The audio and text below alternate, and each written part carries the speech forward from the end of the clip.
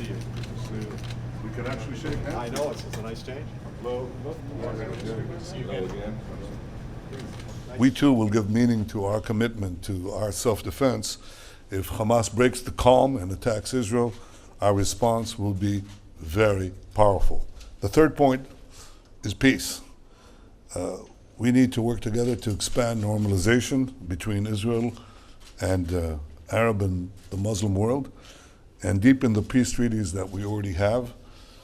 We discussed also how to improve the lives and the conditions of the Palestinians, the humanitarian conditions in Gaza, including the question of the return of our MIAs and 2 civilians who are there, as well as building economic growth for Judea, Samaria, the West Bank, with international cooperation and participation.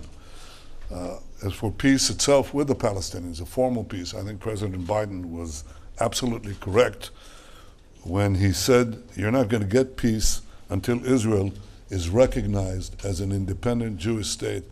And that is the key. I couldn't agree more with President Biden. Intense behind-the-scenes diplomacy led by President Biden, working very closely with the Prime Minister, helped produce last week's ceasefire. Now we believe we must build on it. That starts with the recognition that losses on both sides were profound.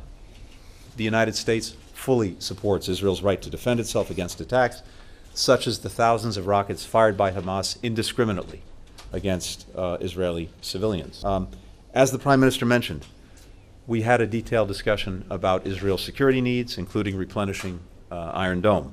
We'll continue to strengthen all aspects of our long-standing partnership.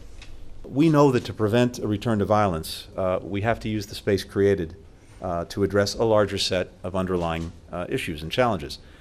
And that begins with tackling the grave humanitarian situation in Gaza and starting to rebuild. The United States will work to rally international support around that effort while also making our own significant contributions, including some that I'll announce later today. We'll work with our partners closely with all to ensure that Hamas does not benefit from the reconstruction assistance.